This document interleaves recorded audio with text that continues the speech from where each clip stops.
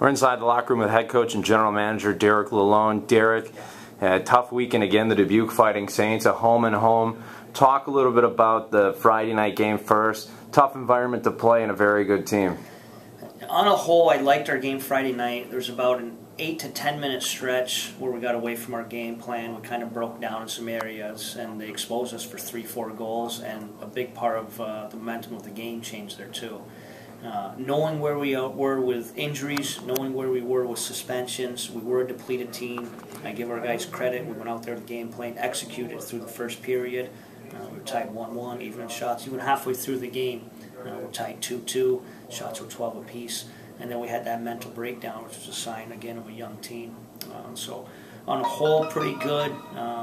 Would have certainly liked a better outcome, but I think we learned from that on Friday and played more of a complete game on Saturday. And talk about that Saturday game now. I thought you guys had some opportunities. Dubuque definitely came out to play, but I thought Connor Gerard had a good night between the pipes with the Dubuque Fighting Saints. On the other side, Mike Rotolo had just as good a game for the Green Bay Gamblers. I know he probably wanted the first one back, but after that he really stepped up in a big way. Talk about the goaltending on Saturday night. It was a good sign to have Mike play like he did. On a whole, obviously we've been struggling as a team, but our goaltending has been struggling also. Very sporadic, very up and down, and it was a very complete game for Mike and gave us an opportunity to stay in the game. He gave us an opportunity late. Our team, from start to finish, played a very complete game on Saturday. Dubuque's a very tough team to penetrate. Would like to produce a little more offense, create a little more offense, but from start to finish, through the 3 zones, a complete game. And again, a positive. Our conversation after the game. If we can keep this together through our suspensions, through our injuries, now going to be through the World Junior A Challenge, I still like where this team can be. You can see kind of where the process is and the development is, and now it's just a matter of keeping it together.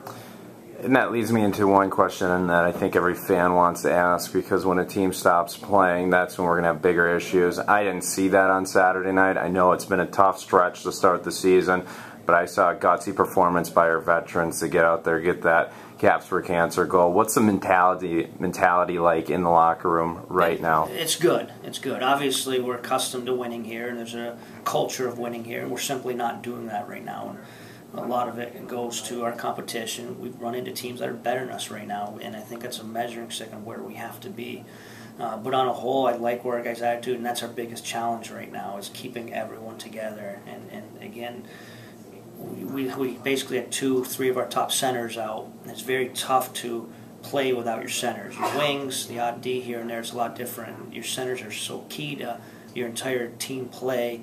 I'm really confident that if we can keep this together between our ears mentally, once we get healthy and through suspension, I still think this team can be a really good place. Do you think coming out in the first period the team played tight, knowing what's at stake, trying to get that first goal, because we've seen that in the past, and then once they get that first goal it's off their shoulders, but it looked like a nervous team out there to begin. Is that a fair assessment? Well, I think we're playing tight because that's where we're at.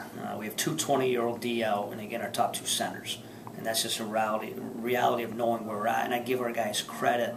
We talked about a game plan. They executed the game plan. They gave us a chance against a pretty good team in Dubuque on Saturday.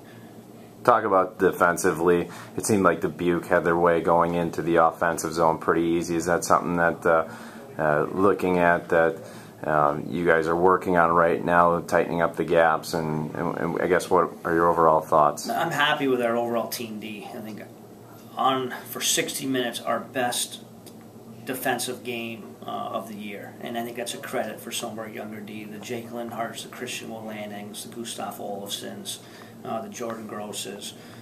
It's a lot of minutes we've had to play from 1995 and 1996 birth dates, and on a whole, their most complete game, and you saw that with not a lot of glaring grade A chances against, and again gave us a chance throughout.